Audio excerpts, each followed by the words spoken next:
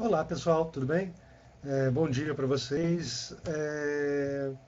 Vamos dar continuidade àquelas aulas lá sobre história geral e hoje eu vou falar um pouquinho para vocês sobre a Era Napoleônica, tá? Quem puder seguir pelos slides que eu mandei no grupo aí do WhatsApp é melhor, que daí vocês podem acompanhar com as imagens e tudo mais. Eu vou fazer referências, portanto, a esses slides, tá bem? Bom, pessoal, é o seguinte, na última aula eu estava falando para vocês sobre a Revolução Francesa e eu terminei essa aula falando sobre como o diretório acabou e como subiu ao poder uma figura bastante popular durante a Revolução Francesa, que era o Napoleão. Falei para vocês na última aula, só relembrando um pouco, que o Napoleão ganhou bastante prestígio por ter comandado as defesas da França durante as guerras de invasão que ocorreram lá durante a Revolução Francesa. Os inimigos da Revolução, como a Prússia, a Rússia, a Inglaterra e a Áustria, tramavam invadir a França e a defesa da França foi feita por voluntários, por populares, isso com o comando do Napoleão, isso garantiu ao Napoleão uma popularidade danada. Vale lembrar que naquela época não existia, por exemplo, galã de novela, nem jogador de futebol. Então o ídolo do povão eram os heróis militares. E daí o Napoleão acaba fazendo esse papel de herói militar, porque ele acaba comandando a defesa da França durante as invasões que rolaram lá durante a Revolução. Tá bem? Contei também que é daí que vem o hino da França, por exemplo. Coloquei o hino da França nos últimos slides, com a tradução e tudo mais. Tá? Então Napoleão chega ao poder com um golpe que é chamado de golpe do 18 Brumário. Também já falei na última aula. 18 Brumário é uma data no calendário da Revolução.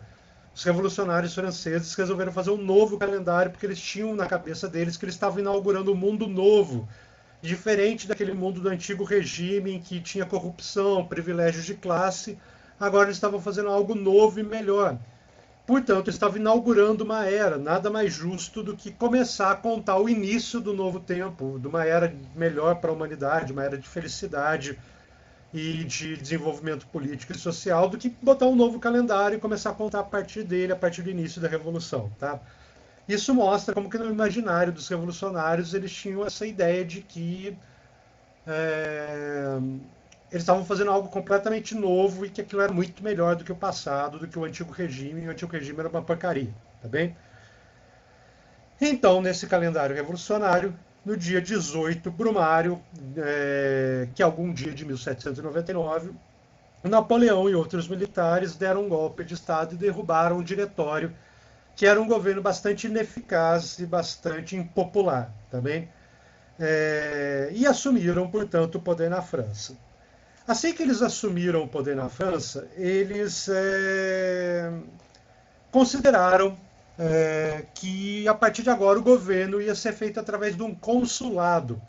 Teria a divisão dos três poderes, teria o judiciário, teria o legislativo e o executivo agora seria chamado de consulado. Vale lembrar que toda vez que tem uma constituição nova durante a Revolução, ou nesse período que já é depois da Revolução, eles acabam mudando o nome lá de quem manda no executivo. Teve lá a convenção, que foi o período dominado pelos jacobinos, teve o diretório, que foi o período dominado pelos girondinos, teve a monarquia constitucional, em que o executivo era dominado pelo rei, e agora vão fazer uma nova constituição, que é conhecida como Constituição do Ano 8, porque é o ano lá que eles estão segundo o calendário revolucionário, e essa Constituição vai reconhecer como forma oficial de governo da parte do executivo um negócio chamado consulado. E esse consulado teriam três cônsules que mandariam neles, tá? E o Napoleão seria um desses cônsules, tá bem? Acho que está aparecendo um gato aí no fundo da imagem, inclusive. Daqui a pouco ele sai. Mas daí, então, o executivo seria formado pelo consulado e o consulado teria três cônsules, tá? Não precisa guardar o nome dessas pessoas, mas aí no slide eu coloco quais são os três cônsules do primeiro consulado. Aí é o Cambaceres, o Lebrun e o Napoleão. Inclusive a imagem que aparece no segundo slide são dos três cônsules lá, tomando posse como cônsules depois de outorgada a Constituição do ano 8, tá? Vale lembrar que quando eu falar Constituição do ano 8, é porque isso é o calendário revolucionário, isso na verdade é 1799 no nosso calendário, tá bem? Constituição de 1799. O golpe de Estado, que eu falei que foi numa data de 1799, mas eu falei qual foi no dia 9 de novembro de 1799. Nossa, é muito 9. Né? Enfim, é, o importante é que agora, com o final da Revolução, então, tem uma nova Constituição, tem separação dos três poderes, e o Executivo é esse tal de consulado aí que eu estou falando, que um dos cônsules é o Napoleão. Quais vão ser as principais preocupações do consulado? Tá? Eu falei para vocês na última aula que o golpe do 18 Brumário tinha um quê de golpe tramado. Na verdade, ele tira do poder o pessoal girondino, mas a ideia era justamente colocar no poder alguém popular que continuasse fazendo aquilo que era o objetivo dos girondinos, beleza? Ou seja, meio que o diretório acaba num golpe militar que é meio acordado entre os próprios membros do diretório. Eles pensavam o seguinte: nós que somos impopulares vamos fazer parecer que tomamos um golpe de Estado de uma pessoa bastante popular, que é o Napoleão. Ele vai chegar ao poder com o apoio da população e vai continuar fazendo as coisas que a gente sempre quis, mas era incapaz de fazer por própria inépcia política e porque o pessoal não vai com a nossa cara. A gente é bem impopular, tá? Ou seja, quando Napoleão e o consulado chegam ao poder, o objetivo é implementar aquelas reformas que eram do interesse dos girondinos. Lembrando, girondinos são membros da alta burguesia, são membros ricos, são industriais, banqueiros, esse pessoal cheio da grana. Tá? E o principal objetivo deles é parar a revolução, parar os combates, parar o banho de sangue e fazer tudo voltar à normalidade, voltar à produção, para que eles voltem a ganhar dinheiro. Afinal de contas, eles estão interessados aí em salvar a economia. A economia é mais importante que tudo para eles, beleza? Então, eles querem fazer reformas econômicas para fazer a França voltar a produzir e eles voltarem a enriquecer, tá bem? Isso é uma coisa que marca o governo do consulado. Tá? O Napoleão vai tentar botar em prática esses interesses da alta burguesia. Só que o Napoleão, além de um gênio militar, ele também era um político muito hábil. Ele era uma pessoa assim, tipo, muito inteligente. E ele sabe que se ele só fizer aquilo que era defendido pelos girondinos, ele ia perder popularidade e isso não ia ser legal. Portanto, ele também toma decisões que são favoráveis à população mais pobre, aos operários da cidade, aos camponeses, por exemplo. Ele garante a reforma agrária, por exemplo, ele não desfaz a reforma agrária. Lembra que eu tinha falado para vocês que as terras, as posses dos nobres foram confiscadas pelos jacobinos e foi feita a reforma agrária. As terras foram divididas entre os camponeses. Por exemplo, Napoleão não desfaz isso, ou seja, ele acaba, de alguma medida, tomando decisões que também são favoráveis aos mais pobres, embora o governo dele seja marcado por atender os interesses dos girondinos. Mas vamos lá, então, falar quais são as coisas que o Napoleão, de fato, faz para recuperar a economia francesa. Primeira coisa, o Napoleão precisa de dinheiro. Tá? A França está com a economia paralisada faz uns 10 anos, desde que a Revolução começou em 1789. São 10 anos até 1799. Eu sou de humanas, mas eu acho que é 10 anos, né? Enfim, deixem aí nos comentários se é 10 anos mesmo. Mas aí, então, a França precisa de dinheiro, porque está com a economia paralisada durante esse tempo todo. E o Napoleão, por exemplo, procura formas de levantar dinheiro para a França. Uma dessas formas é vender parte de colônias francesas, principalmente na América, para quem tivesse interessado em comprá-las, tá? E daí o que acontece? A Louisiana, região dos Estados Unidos, que é mais ou menos equivalente ao Vale do Rio Mississippi. Rio Mississippi é um rio nos Estados Unidos, mais ou menos no meio dos Estados Unidos, que sai lá quase da fronteira com o Canadá e acaba desembocando no Mar do Caribe.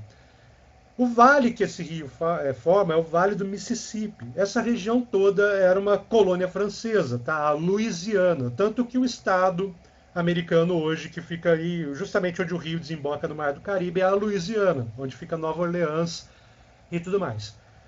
Até os nomes que eu estou falando mostram que isso era uma colônia francesa. Louisiana tinha esse nome porque era a colônia do Luís, dos Luíses, os reis franceses, beleza?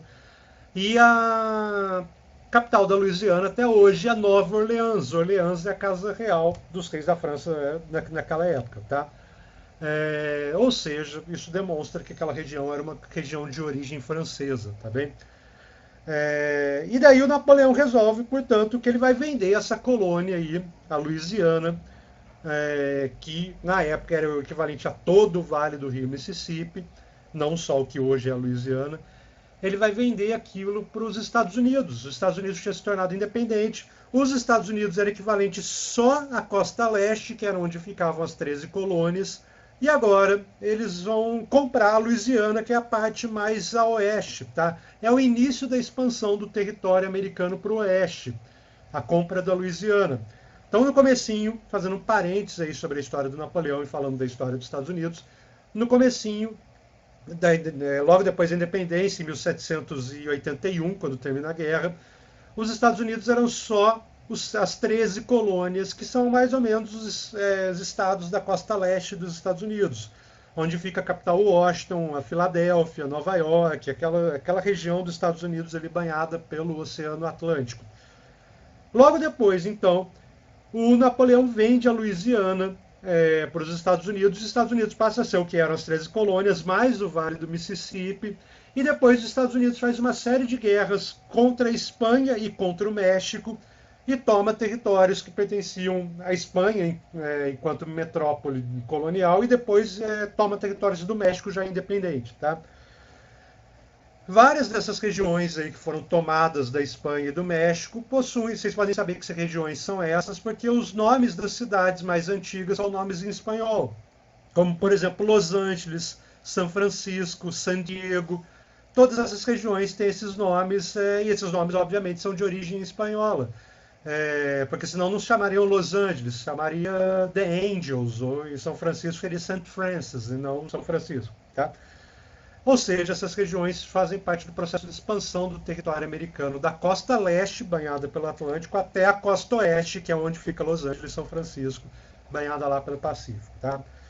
Mas, enfim, voltando ao Napoleão, então, o Napoleão, como forma de ganhar dinheiro, de levantar dinheiro para a França, resolve que ele vai vender, portanto, a Louisiana para os Estados Unidos, beleza? Ele usa esse dinheiro para fazer uma série de coisas. A primeira coisa que ele faz, como ele vai aproveitar o dinheiro dessas vendas todas de colônia, é investir no desenvolvimento da economia francesa. Para isso, ele cria um banco estatal, que vai regular toda a economia da França. Esse banco recebe o nome de Banco da França. Olha que nome bem criativo, beleza?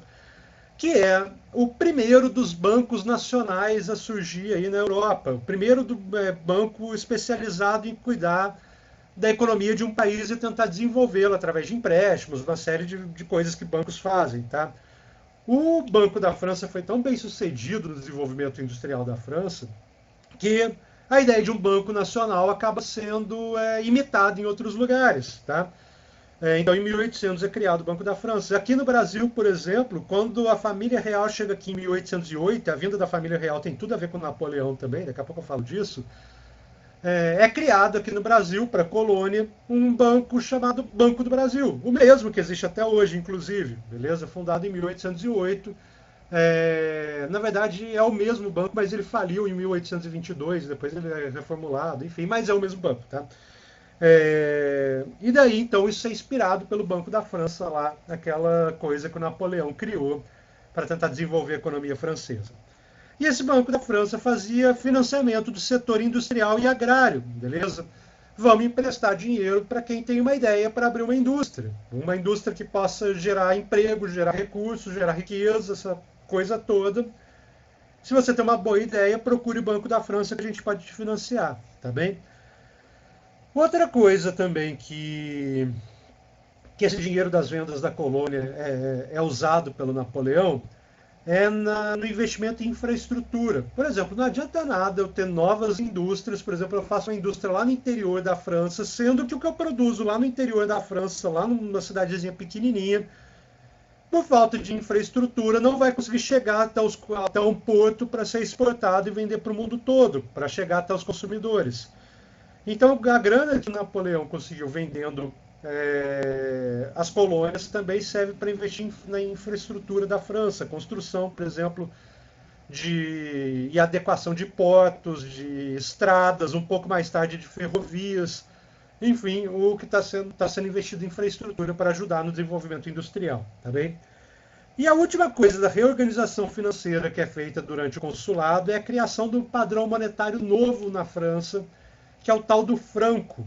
O franco é uma moeda que foi criada lá durante o consulado, que foi moeda da França até a França abandonar o franco, se eu não me engano, na década de 90 ou no início dos anos 2000, não me lembro agora, e adotar o euro como moeda única da União Europeia, agora já no final dos anos 90 ou do início dos anos 2000. Tá? Antes disso, desde lá do período do consulado, a moeda francesa foi o franco, criada lá durante o período napoleônico, tá bem? Durante o consulado. Outras coisas que acontecem no consulado, que vai de 1799 até 1804, outras coisas relevantes aí do período do consulado. Napoleão, que não é bobo nem nada, sabia que ele ia ter uma oposição. E ele apoiado na grande popularidade que ele tinha, ele aproveita que a maioria da população o apoia e começa a perseguir aqueles que não o apoiam, tá? Então, o período do consulado também é marcado por um período de perseguição aos grupos revolucionários que ainda existiam na França. Principalmente os grupos jacobinos queriam a continuidade da revolução, queriam uma revolução social que não estava totalmente implementada ainda. E daí o Napoleão usa a popularidade dele para perseguir essa galera, tá? Ele aproveita que ele é bem popular e acaba perseguindo opositores, beleza? Ele faz censura de jornais, ele prende esses opositores, enfim, não é um governo assim dos mais democráticos no período napoleônico. Outra coisa importante é que ele submete a igreja na França ao poder estatal. É feito um acordo. Lembra que eu falei para vocês do Código Civil do Clero, que surgiu lá em 1791 durante a Revolução? E que membros do clero não concordaram com isso? Pois é, o Napoleão se preocupa com isso e em 1801 ele faz um acordo com a Igreja Católica, em que a Igreja Católica aceita que na França os padres têm que se submeter primeiro ao poder estatal antes de submeter ao poder da Igreja. Tá? O nome disso é a Concordata, o nome desse acordo de 1801 entre a França e a Igreja, em que é estabelecido que a França que os padres, que a igreja na França se submete ao Estado, tá bom? Uma outra coisa bastante importante já do período do consulado é a reforma no ensino da França. Tudo que o Napoleão está fazendo, crianças, tem o objetivo de desenvolver a indústria francesa, desenvolver a economia francesa, fazer a França se tornar uma potência industrial que bata de frente com a Inglaterra. Na verdade, o objetivo todo do Napoleão esse tempo todo é fazer a economia francesa ser maior que a economia inglesa. Só que é bem difícil. A economia da Inglaterra já está se desenvolvendo desde o início da Revolução Industrial, lá em 1750, enquanto a França estava se matando na Revolução. Ou seja, a França tem um atraso a tirar em relação à Inglaterra, mas o objetivo do Napoleão é esse, tirar esse atraso e fazer a França se tornar a principal potência econômica no início do século XIX. Tá?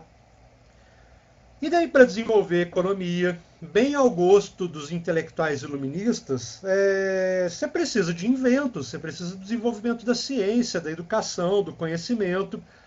Então, Napoleão começa a fazer uma reforma de ensino na França, baseado bastante em ideais iluministas. A ideia de educação universal, todo mundo deveria ter acesso à educação, isso é importante. A ideia da educação como um elemento para promover o progresso técnico e científico.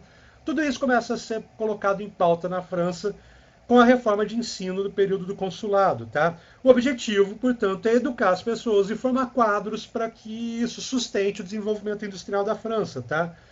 Ele estabelece, por exemplo, os liceus e os cursos superiores que tinham como objetivo preparar cientistas, digamos assim, mas também militares melhor preparados para o conhecimento militar e uma burocracia estatal. Napoleão pensa um negócio muito interessante. No período do Antigo Regime, as pessoas que trabalhavam pelo Estado, para o Estado, na verdade, trabalhavam porque tinham o privilégio de trabalhar para o Estado quando o rei as escolhia, e o rei escolhia membros da nobreza. Esses membros da nobreza não necessariamente eram pessoas que tinham conhecimento formal na área em que eles iam trabalhar. Então vamos supor que o Luís XVI escolhe um cara para ser diretor de obras públicas da França, e o cara não era necessariamente engenheiro, não tinha conhecimento técnico. Ele era só um nobre qualquer que, por causa da proximidade com o rei, foi escolhido para ocupar aquele cargo, tá bem? Napoleão percebe que isso, na verdade, mais atrapalha do que ajuda. O melhor seria ter uma burocracia, funcionários estatais que sejam adequados e preparados para os cargos que eles vão ocupar. E daí, por exemplo, essa reforma de ensino também busca criar mecanismos para qualificar as pessoas na França para ocupar cargos estatais, ou seja, para formar uma burocracia estatal que seja qualificada para exercer esses cargos no Estado, tá bem? Ou seja, essa reforma educacional toda aí, que rola no período do consulado tem como objetivo preparar a administração da França para torná-la mais qualificada e também desenvolver a economia francesa com favorecimento da educação. Tá bem? Uma das coisas que o Napoleão faz, que eu falei que ele era mais ou menos adotava pautas que eram mais populares, e isso é uma coisa que ele faz ao contrário, isso é uma coisa bastante impopular, ele acaba retomando a escravidão nas colônias francesas. Tá? Enfim, nas colônias que sobraram, que não foram vendidas, ele acaba voltando à escravidão, que tinha sido abolida em 1793. Tá bem? Mas a principal das colônias que se rebelou, por exemplo, pela questão da escravidão, e justamente no mesmo ano em que ele permite a volta da escravidão, em 1804. Em 1804 mesmo, Haiti, por exemplo, que foi aquela região que se revoltou, teve a principal revolta escrava durante a Revolução Francesa, consegue finalmente a independência da França. Tá? Mas, enfim, Napoleão permite a volta da escravidão nas colônias.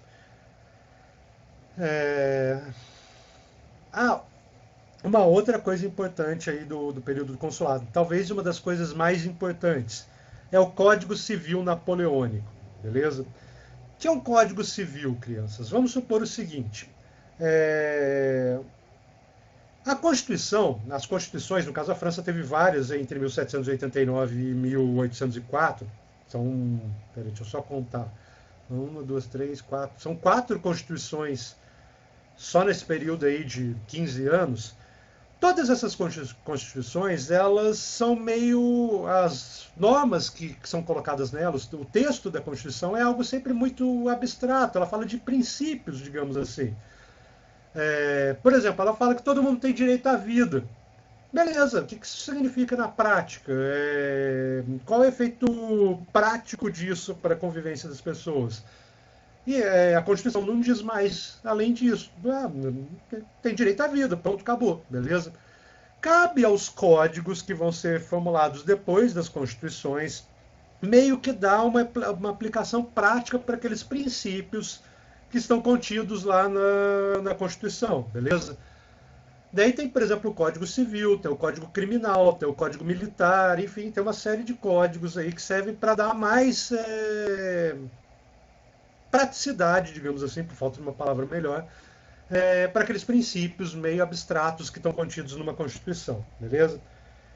Por exemplo, se lá na Constituição está escrito que eu tenho direito à vida, é num Código Criminal que eu vou colocar. Quem atentar contra esse direito pode sofrer uma pena aí de 8 a 30 anos de reclusão, como é no Brasil hoje, beleza?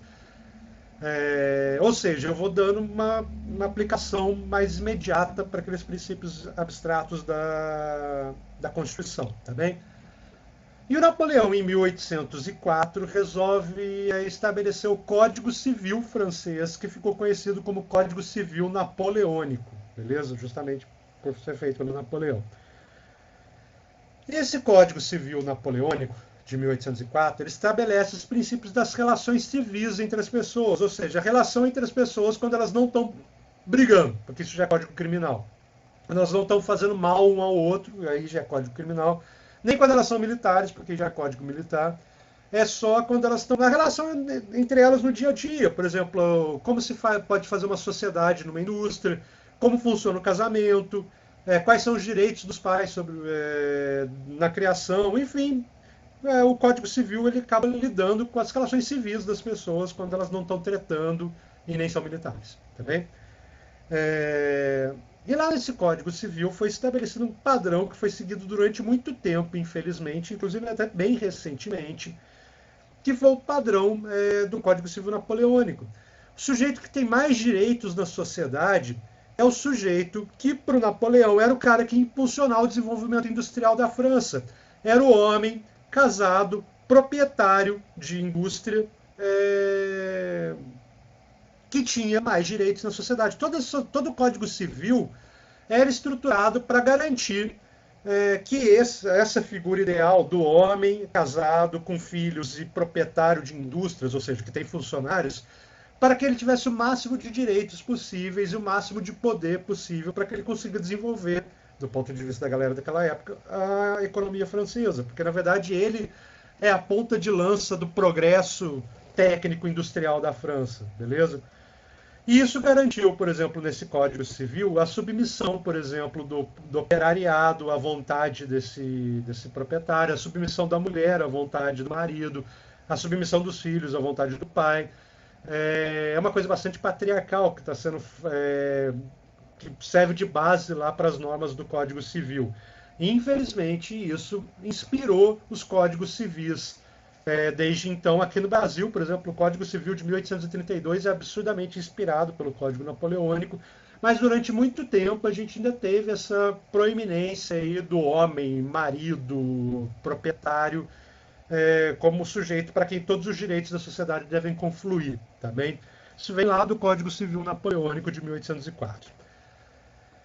Enfim, basicamente tudo isso de importante acontece aí durante o período do consulado, tá bem? E daí o Napoleão, muito popular ainda, a França começa a se desenvolver, começa a ter novas indústrias surgindo, principalmente com os financiamentos do Banco da França, começa a ter mais emprego, a renda das pessoas em geral aumenta um pouquinho, enfim, a França está vivendo um período de relativa, pequena, mas relativa prosperidade, tá? Comparado com os 10 anos de revolução, aquilo era um avanço. Portanto, Napoleão fica mais popular ainda. E daí ele propõe pra galera o seguinte: porra, vocês gostam de mim, eu gosto de vocês, a gente se gosta pra cacete, então vamos fazer o seguinte. Porque em vez de consulado, que eu tenho que governar com outros dois aí, que ninguém sabe nem qual é o nome deles, eu falei pra vocês, mas eu aposto que vocês já nem mais lembram o nome dos outros dois, nem eu lembro, eu tenho que olhar no slide pra ver também. É... Já que vocês só lembram de mim mesmo, por que vocês não me aclamam imperador? Tipo, eu queria ser imperador. Vocês queriam que vocês querem que eu seja imperador, então vamos embora ser felizes, vamos fazer isso daqui do império. E ele faz um plebiscito do ano 12, de novo, ano 12 é no calendário da Revolução, mas isso é 1804 no nosso calendário. Napoleão faz um plebiscito perguntando para geral o que acham dele virar imperador, e a população da França concorda majoritariamente em fazer do Napoleão imperador da França, beleza? E daí ele começa os preparativos para ser coroado imperador da França. O que é muito bizarro. A França fez uma revolução para tirar o poder centralizado na mão de uma pessoa só, um poder absolutista. Mata gente pra caramba, morre gente pra caramba, persegue gente pra caramba, faz constituição pra caramba, a ponto de vocês terem que decorar 4 constituições que nem eu consigo lembrar direito. Várias fases desse processo, Assembleia dos Estados Gerais, Assembleia Constituinte, Monarquia Constitucional, Convenção, Diretório, Consulado, tudo isso para no final devolver o poder para uma pessoa que vai governar de maneira absolutista. Né? É um absurdo um negócio desse ter acontecido, mas enfim, depois de 14 anos, 15 anos, volta tudo a estaca zero. Napoleão vai ser coroado imperador da França em 1804, porque o povão, num plebiscito, falou que era isso mesmo, Napoleão era muito massa, então vamos coroar o Napoleão. Daí, beleza. Vai lá a coroação do Napoleão. Só a título de curiosidade, deixa eu comentar rapidinho sobre a coroação dele. Era costume na época que os reis europeus fossem coroados pelo Papa, para mostrar, para representar uma coisa simbólica de que a igreja estava conferindo legitimidade, quase não saiu a palavra, para aquela autoridade, para aquele rei, beleza? E daí Napoleão pega o telefone, liga lá para o Papa e fala: Ei, Papa, qual é? Tá fazendo o quê? Então é o seguinte, eu estou pensando em ser coroado aqui na França e para mim seria muito importante se você saísse aí de Roma e viesse aqui para Paris para me coroar, beleza? Para começar, isso já era meio bizarro porque geralmente os reis iam até Roma para ser coroados, tá? Mas o Napoleão liga lá para o Papa e fala: Ô Papa, cola aí em Paris que eu quero ser coroado aqui. A coroação vai ser feita lá na Catedral de Notre Dame, aquela que pegou fogo esses tempos atrás, você já deve ter ouvido falar. E daí tem uma lenda urbana que na hora que o Papa vai coroar ele, Napoleão e a esposa dele, na hora em que o Papa vai entregar a coroa, o Napoleão tira a coroa da mão do Papa e bota na própria cabeça. Ou seja, na verdade, ele chamou o Papa de Roma até Paris para trollar o Papa, para sacanear o Papa e falar assim: não, tipo, não tem nada essa de submissão ao poder da igreja, dane-se a igreja. Quem manda no Império Francês sou eu sou imperador, eu me coroo. Valeu, falou, pode voltar para Roma. Ou seja, na verdade, tudo aquilo tem um simbolismo danado. Ele está falando que ele não se submete sequer à igreja. E daí, portanto, ele vira imperador. Tem uma imagem dele aí no slide sentado no trono, que é muito interessante. Porque todo o discurso do Napoleão ainda era tipo, o antigo regime ficou para trás. E quando ele se torna imperador, ele usa todos os símbolos da monarquia do antigo regime. Coroa, cetro, enfim, as roupas que os reis usavam no antigo regime. É bem bizarro isso, tá? Mas aí está o Napoleão coroado. Tem um slide aí também que mostra a imagem da coroa, um quadro que retrata a coroação do Napoleão, tá? Napoleão está bem no meio da imagem, todo iluminado e sendo, na verdade, coroando a mulher dele, a Maria Josefina. É isso que está sendo representado no quadro, tá? Por que eu botei esse quadro aí? Primeiro porque é a imagem da coroação do Napoleão e segundo porque quando vão pintar aqui no Brasil o quadro da coroação do Dom Pedro II, esse quadro pintado aqui no Brasil, se eu não me lembro quem pintou o quadro agora, não vou falar besteira, depois eu coloco aí nos comentários quem foi que fez. Ele é completamente inspirado nesse quadro aí do Davi, Jacques-Louis David, representando a coroação do Napoleão, tá bem? Mas enfim, Napoleão está coroado, tem início o Império em 1804. Tem uma nova Constituição, é óbvio, toda vez que muda as coisas na França muda a Constituição, então tem a Constituição do ano 12, que eu já falei que é 1804, que volta de novo a monarquia, com o Napoleão sendo o chefe aí do executivo, e o principal, submetendo os outros poderes, que embora ainda existam na Constituição, o judiciário e o legislativo, ele tem completo controle sobre o judiciário e o legislativo, ou seja, na prática é um absolutismo. Tá? E ele vai começar a botar em prática o plano dele de fazer a França superar a Inglaterra e ser a principal economia da Europa. Só que a França está bem atrás da Inglaterra, como eu falei, e o desenvolvimento dela vai demorar para ela conseguir encontrar o da Inglaterra, ainda mais porque a Inglaterra continua também se desenvolvendo economicamente. Então Napoleão pensa o seguinte: não só eu preciso desenvolver a economia francesa, como eu preciso prejudicar a economia inglesa.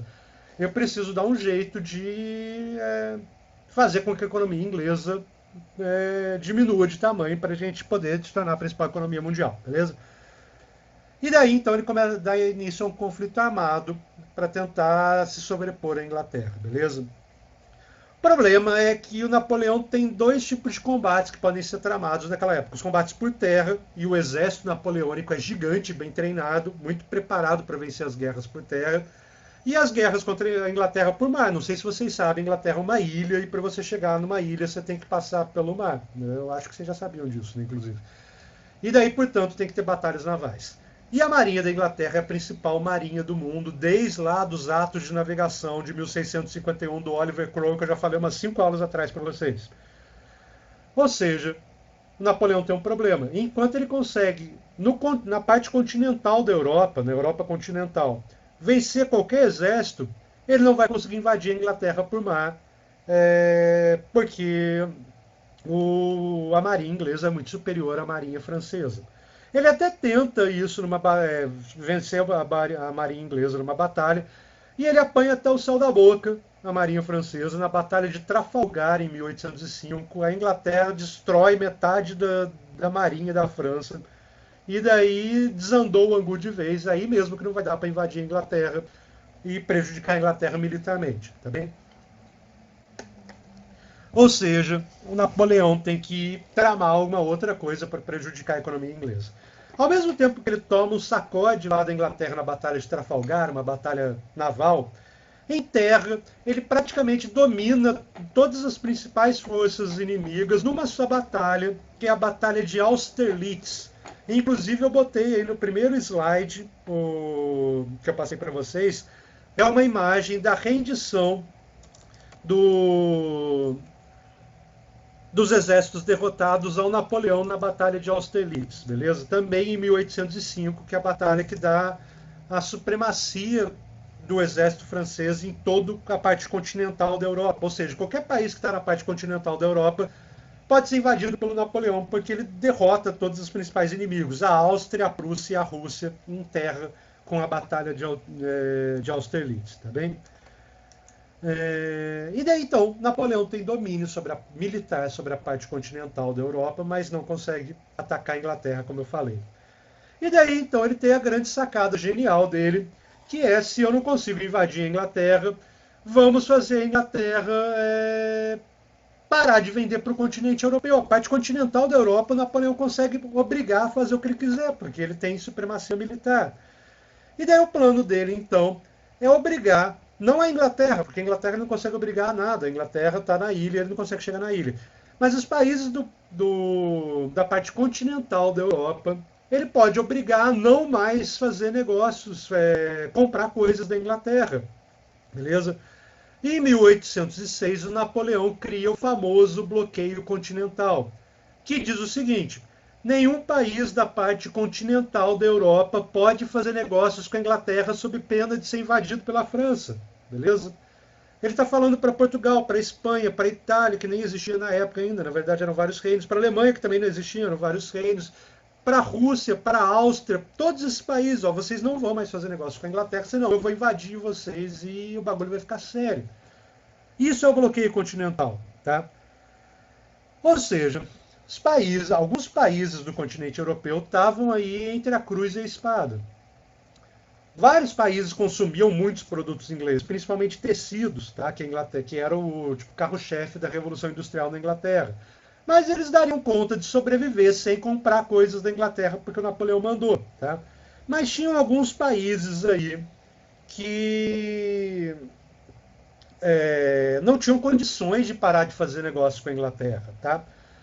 O principal desses países que não tinha condição de sequer talvez sobreviver, porque ia faltar alimento nesse país, porque a maioria dos alimentos vinha, inclusive, da Inglaterra, era Portugal. Portugal tinha uma economia tão dependente da Inglaterra, desde lá do Tratado de Panos e Vinhos, ou Tratado de Methuen, que é o nome bonitinho dele, de 1701 ou 1703, não me lembro, alguma coisa assim. Desde essa época, a economia de Portugal é bastante dependente da economia inglesa. Esse Tratado de Panos e Vinhos era o tratado que estabelecia que tecidos ingleses entrariam em Portugal pagando menos impostos, enquanto vinho português entraria na Inglaterra pagando menos impostos. E daí entrava muito mais tecido em Portugal do que entrava vinho na Inglaterra. Portugal começou a ficar economicamente dependente da Inglaterra, porque as pessoas consomem mais roupa do que birita, e daí então entrava mais tecido em Portugal. Outra coisa que prejudicava, Portugal recebia muito ouro dos seus colônias, principalmente o Brasil, já no século XVIII, né, 1700 e pouquinho, é quando está tendo o boom da exploração do ouro em Minas Gerais, ou seja, está indo muito ouro lá para Portugal. E Portugal meio que se acostuma com esse ouro exagerado chegando do Brasil e não investe, né, em manufaturas, não desenvolve a produção interna em Portugal. Portugal vive como se fosse ter o ouro do Brasil para toda a eternidade, não desenvolve sua economia, ou seja, Portugal não produz produtos básicos consumidos pela população de Portugal. Por exemplo, trigo. Tá certo que Portugal também tem um clima meio desfavorável para a produção de trigo, tá? Mas o trigo que serve para fazer pão, em Portugal vinha da Inglaterra. Ou seja, se Portugal parasse de fazer comércio com a Inglaterra, ia faltar pão, roupa, produtos manufaturados em geral, porque tudo vinha da Inglaterra, e daí ia ficar ruim em Portugal, beleza? Ou seja, Portugal não podia se dar o luxo de parar de fazer comércio com a Inglaterra, porque senão ia entrar em colapso, beleza? E daí então Portugal fica enrolando para acatar as regras lá do Napoleão de parar de fazer comércio com a Inglaterra. Tá? Outra coisa importante sobre o bloqueio continental é que a Inglaterra foi, portanto, diminuiu o tanto de produtos que ela vendia para a parte continental da Europa, afinal de contas os países estavam proibidos de comprar da Inglaterra, mas ela acaba procurando novos parceiros comerciais, afinal de contas se ela não pode vender para o continente europeu, tem o resto do mundo inteiro aí que pode comprar produtos ingleses. E daí a Inglaterra se aproxima de maneira geral, dos países da América que ainda são colônias, mas ela começa a apoiar os movimentos de independência, porque ela quer ter acesso a esses mercados, mas principalmente ao país da América que já era independente. Ela tinha brigado com esse país aí, os Estados Unidos, em 1776. Os Estados Unidos, na verdade, até se formou separando da Inglaterra, e a relação entre eles tinha ficado meio abalada desde então. Mas agora a Inglaterra não pode vender para ninguém da Europa. E ela lembra da sua ex-colônia, que eles estavam com uma relação meio abalada, e começa: oi, sumida, tipo, bora voltar a fazer negócio, bora voltar a fazer comércio. E da Inglaterra se aproxima dos Estados Unidos, e os Estados Unidos começa a ganhar espaço como parceiro comercial da Inglaterra por causa do bloqueio continental. Isso é importante porque isso ajuda a economia da Inglaterra a sobreviver aos poucos anos ali do bloqueio continental, mas é mais importante para os Estados Unidos, porque isso é o início do processo de desenvolvimento econômico dos Estados Unidos, que vai fazer com que os Estados Unidos se industrializem em meados do século XIX. Ou seja, o bloqueio continental também tem essa consequência aí da aproximação entre Estados Unidos e Inglaterra comercialmente. Tá? Mas voltando ao caso lá de Portugal, porque eu tinha esquecido de falar disso aí dos Estados Unidos. Portugal, então, está enrolando para acatar a ordem do Napoleão de parar de fazer negócios com a Inglaterra. E daí fica ali aquela situação meio tipo a França cobrando de Portugal o fim do comércio com a Inglaterra. E Portugal foi: eu vou parar isso, me liga, vou marcar de parar de fazer negócio com a Inglaterra. A gente vai se falando. Mas não fazia nada para parar com o comércio da Inglaterra. Até que em 1807 a França resolve invadir Portugal, para forçar o Portugal a cumprir as regras do bloqueio continental. Para invadir Portugal não dava para ir por mar, porque os mares eram dominados pela marinha inglesa, não dava para ir por ar, porque não existia aeronáutica naquela época, não sei se vocês sabiam, ou seja, tem que ir por terra. E entre a França e Portugal tem a Espanha no meio do caminho. E também tem Andorra, que é um paísinho com 70 mil habitantes, mas ninguém lembra de Andorra. Também está ali no meio do caminho entre França e Portugal. Coitado de Andorra, bota aí, vamos subir a hashtag Somos Todos Andorra, porque ninguém lembra do coitado do país. Mas enfim, para invadir Portugal tem que passar pela Espanha no meio do caminho. Napoleão pede autorização para o rei da Espanha, que era o Carlos IV, para o Carlos IV autorizar as tropas francesas a passar por ali. E o Carlos IV não autoriza, ele não é maluco nem nada de deixar um exército gigantesco francês passar pela Espanha assim, do nada. E daí o Napoleão, como resposta então à negativa do Carlos IV, falou assim: beleza, não vai deixar, então eu vou assim mesmo. E daí ele invade a Espanha, também já numa guerra de combate à Espanha, que ele estava só pedindo autorização para passar e a Espanha não aceitou, então virou uma guerra contra a Espanha e contra Portugal, porque o objetivo era invadir Portugal. O nome dessa guerra aí, o nome geral das guerras desse período são guerras napoleônicas, tá? Mas essa guerra específica entre a França contra a Espanha e contra Portugal é conhecida como Guerra Peninsular, por um motivo muito óbvio. Ela acontece na Península Ibérica, que é onde fica Portugal e Espanha. Tá bem? E as consequências da Guerra Peninsular são pequenininhas, irrelevantes, diria eu. Por quê? Quando a Espanha invade quando a França invade a Espanha, aquilo desagrega completamente o Império Colonial Espanhol. E a galera aqui na América, por exemplo, que já estava indignada por outros motivos que eu vou contar para vocês numa aula mais para frente aí com a Espanha, aproveita esse período da invasão em que o rei da Espanha é destituído para falar, então beleza, eu também estou independente da Espanha. Ou seja, a independência toda da América Espanhola, do que hoje é Argentina, Chile, Uruguai, Paraguai, Bolívia, Colômbia, Venezuela, Peru, Equador, Costa Rica, Guatemala, México, todos esses países aí, mais alguns que eu esqueci, se tornam independentes aí em função da desagregação do Império Colonial Espanhol, em função da Guerra Peninsular.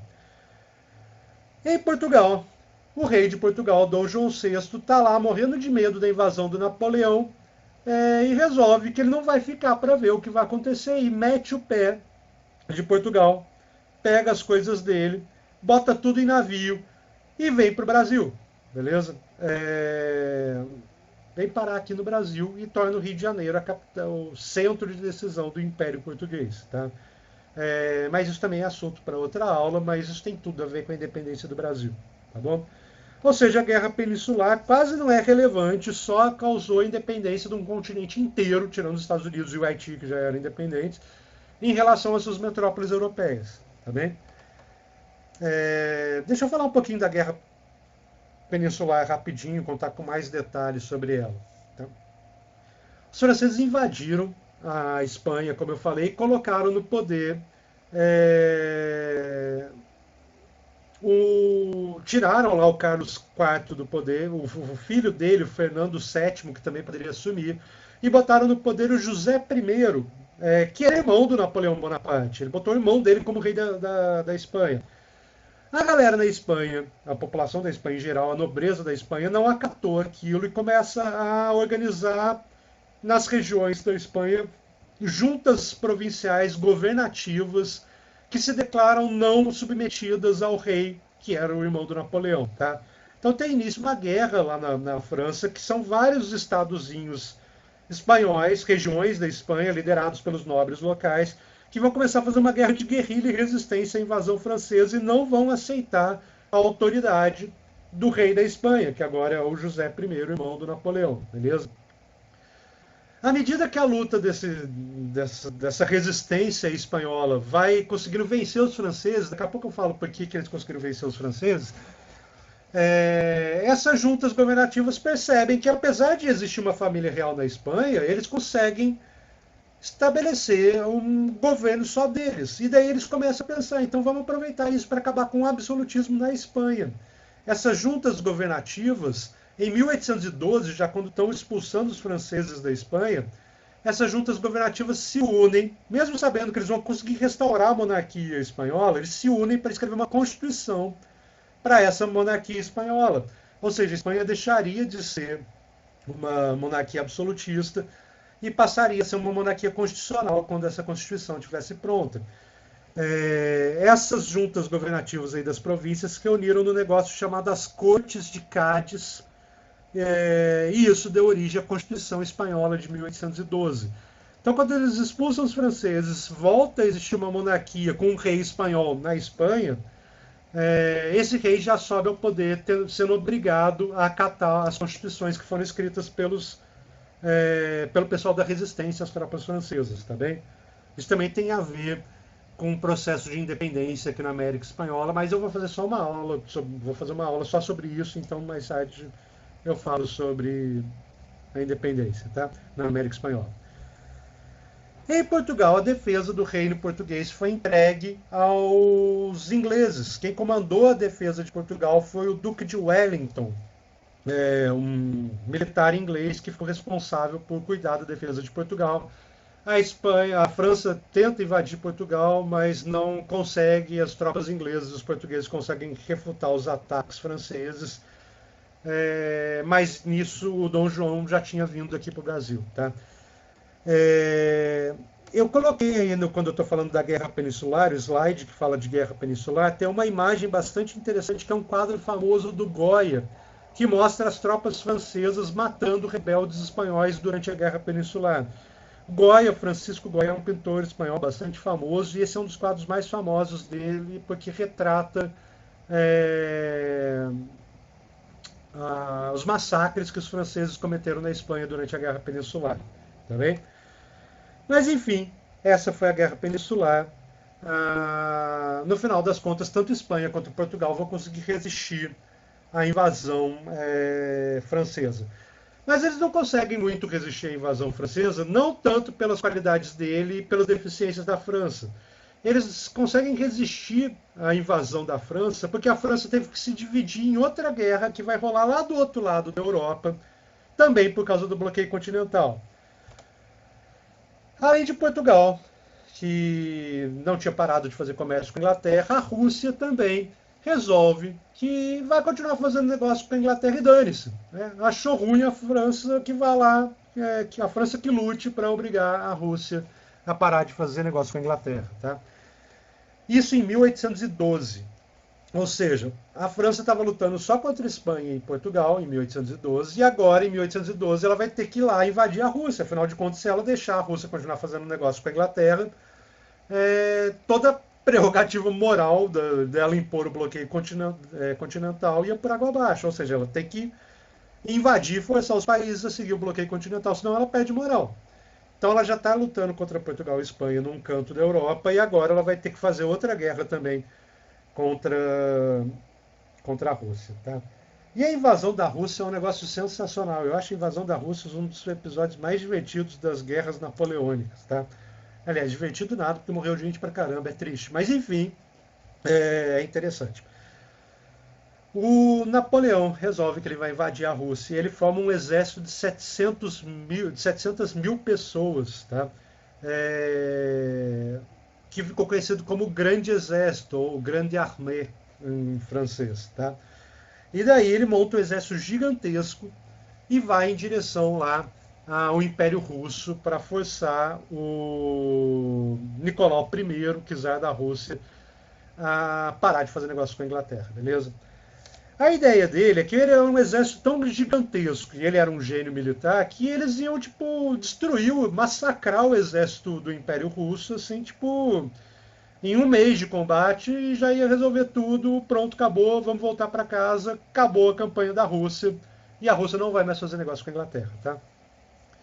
E daí ele planeja a invasão para o verão de 1812. Beleza? Ele começa a invasão em junho de 1812 e ele leva lá 700 mil soldados em direção à Rússia. Se tem um ensinamento que essas aulas de história que eu estou dando para vocês, que pode ser útil para vocês, esse ensinamento é: não invadam a Rússia. Tá? Em hora nenhuma, em nenhuma circunstância, de jeito nenhum. Tá? Vai dar errado. Beleza? Já estou adiantando para vocês. Levem a sério esse ensinamento. E daí o Napoleão, então, resolve, em junho, verão na Europa, invadir a Rússia. Quando ele chega na fronteira do Império Russo, ele esperava contar com um exército russo ali esperando ele para ter combates. Só que o exército russo vai se retirando. Toda vez que o exército francês vai chegando perto, o exército russo recua. E à medida que ele recua, o exército russo vai tocando fogo nas cidades russas e nos campos, nas áreas de produção de alimento, tá? E vai recuando. E o exército francês correndo atrás do exército russo, que vai recuando e botando fogo em tudo. O nome dessa tática é tática de terra arrasada. A ideia é que um exército de 700 mil invasores, ele não tem onde dormir, ele não tem o que comer, ele precisa achar lugares para dormir onde ele está invadindo e arrumar comida de onde ele está invadindo. À medida que os russos vão se retirando e botando fogo nas cidades e nas casas, o que eles estão fazendo é não deixar nem comida, nem abrigo para o exército francês que está invadindo. Beleza? E daí eles vão recuando.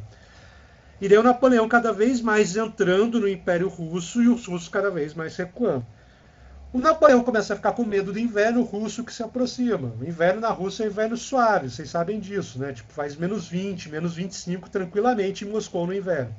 E o Napoleão cada vez mais entrando na Rússia. Tinha começado a campanha em julho, não tinha tido nenhum combate até agora, porque afinal de contas o exército russo só foge. E o Napoleão cada vez mais dentro da Rússia, até que ele fica numa situação, ou ele volta para ter abrigo e comida durante o inverno, ou ele vai até Moscou, que está perto, e, tipo, os russos não vão ser malucos de botar fogo em Moscou e nem nos campos que alimentam a população de Moscou, né? Eles podem ser malucos, beber muita vodka, mas eles vão ser retardados a ponto de fazer isso. Então, Napoleão, quando ficou indeciso entre voltar e ir até Moscou, ele decide que ele vai até Moscou. E daí, quando ele chega nas redondezas da capital, ele percebe que os caras eram malucos, sim, e que eles botaram fogo em Moscou e botaram fogo nos campos em volta de Moscou.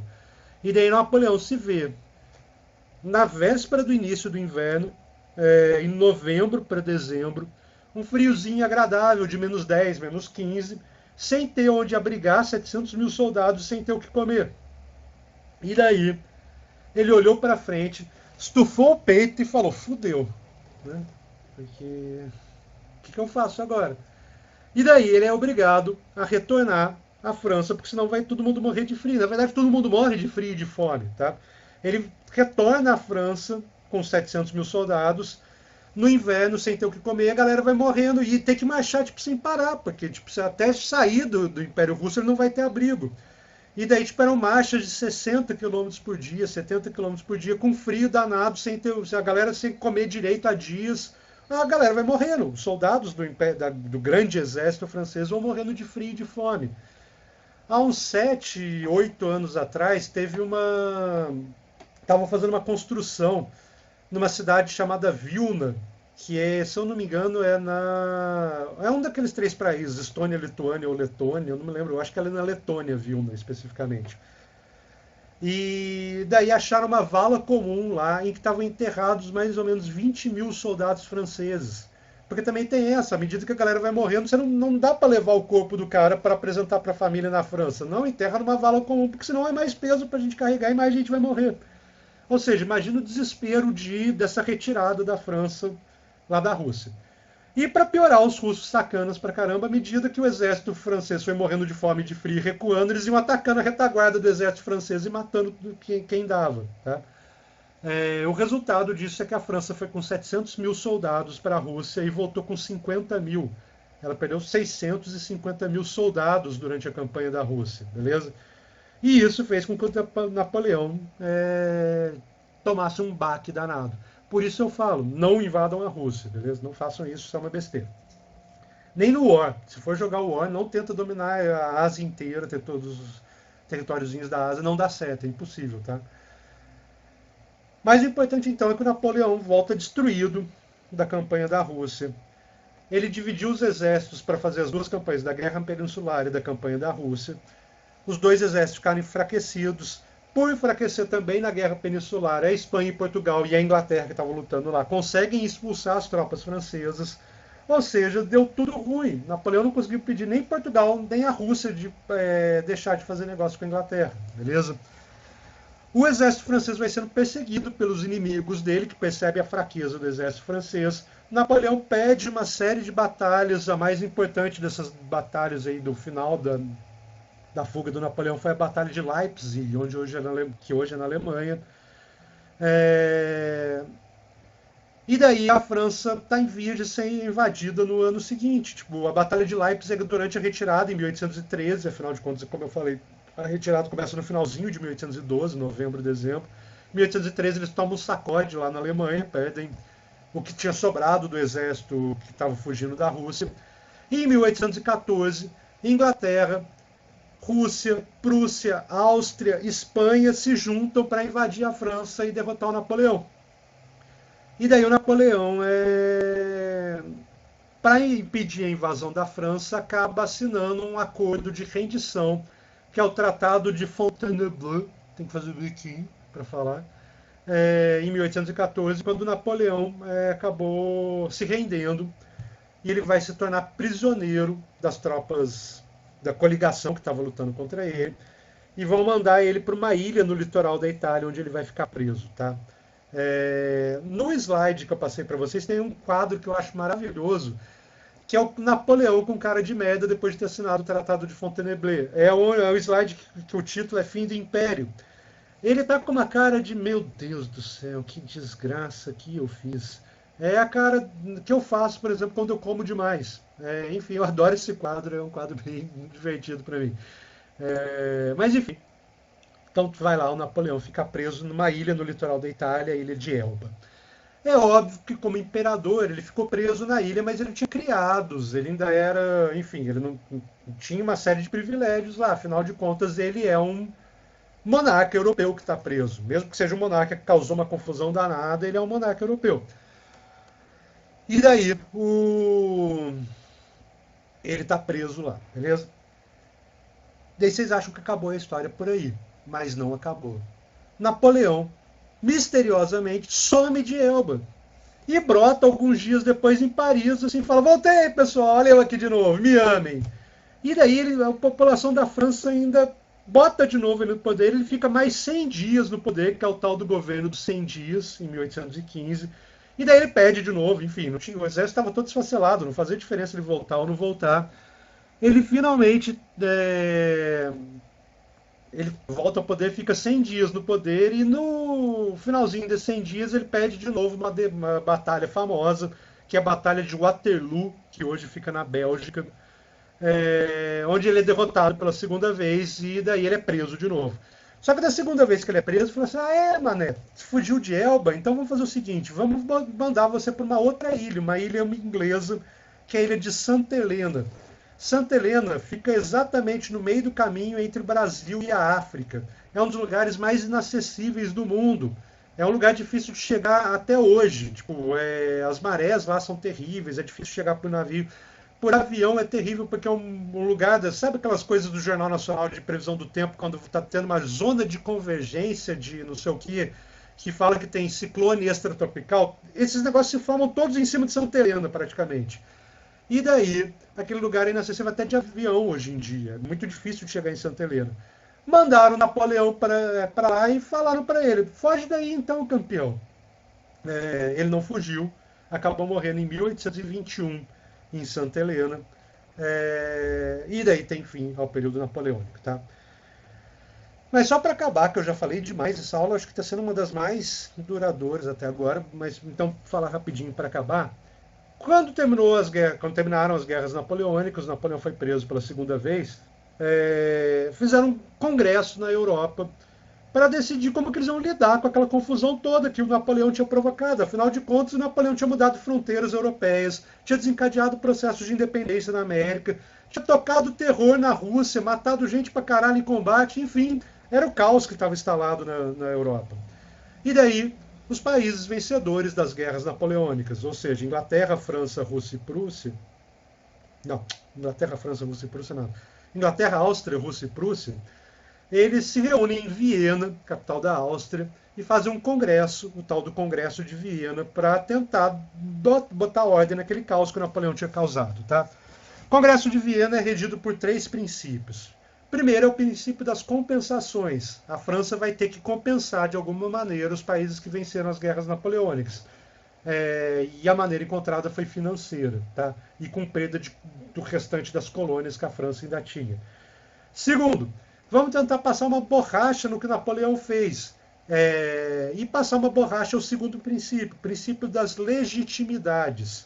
Todo território que legitimamente pertencia a alguém em 1789 vai voltar a pertencer em 1815. Ou seja, é como se todo o caos que aconteceu entre 1789 e 1815 nas fronteiras europeias fosse apagado e volta tudo como era em 1789. Outra coisa, as famílias reais que estavam no poder em 1789 voltam a estar no poder. Isso inclui a família real da Espanha, que tinha sido tirada do poder pelo Napoleão, e a família real da França, que tinha sido morta durante a Revolução. Terceiro, e isso é bastante importante para entender a história da Europa no século XIX até a Segunda Guerra Mundial, mais ou menos, dá para ter influência desse terceiro princípio. Princípio do equilíbrio europeu. Os países europeus devem, de alguma maneira, se equilibrar militarmente em termos de recurso industrial e material humano, para que nenhuma potência se torne muito mais poderosa que as outras e assim resolva se quiser sair dando porrada em todo mundo, como a França fez. Esse é o princípio do equilíbrio europeu, que vai funcionar do Congresso de Viena, em 1815, até 1871, quando uma porrada de reinozinhos com nome de cerveja resolvem se juntar e formar a Alemanha, em 1871. E daí, quando a Alemanha é formada, brota no miolo da Europa uma nação muito mais poderosa militarmente, em recursos humanos e recursos naturais. E daí o princípio do equilíbrio europeu vai por água abaixo. Tá bem? Mas agora, em 1815, é um dos princípios que acaba norteando as negociações do Congresso de Viena. Outra coisa que o Congresso de Viena estabelece é uma organização militar que tem como objetivo combater revoluções liberais pela Europa, revoluções inspiradas pelo ideal iluminista. Mas a Inglaterra acaba se recusando a participar disso, porque um dos objetivos dessa organização, que chamava Santa Aliança, era tentar impedir a independência das colônias dos países europeus. E a Inglaterra tinha bastante interesse na independência dessas colônias, porque ela queria ter acesso ao mercado dessas colônias. Então, a Santa Aliança, embora tenha sido estabelecida lá no Congresso de Viena, ela não vai para frente, porque a Inglaterra não participa. Tá bem? Bom, pessoal, é isso. Acho que eu falei demais. Então, se vocês tiverem alguma dúvida, só mandar a dúvida lá pelo WhatsApp. Eu vou estar no horário da aula, até meio-dia e meia, meio-dia e 40. Eu estou aí disponível para tirar a dúvida exatamente na hora que vocês mandarem. Eu já estou ali respondendo. Antes de vocês mandarem, eu já estou respondendo. Já está digitando e eu já estou tirando a dúvida. Então, não tenho vergonha de mandar dúvidas sobre essa aula, tá? Que eu vou estar ali online para responder para vocês. Então é isso, pessoal. Um abraço e até mais.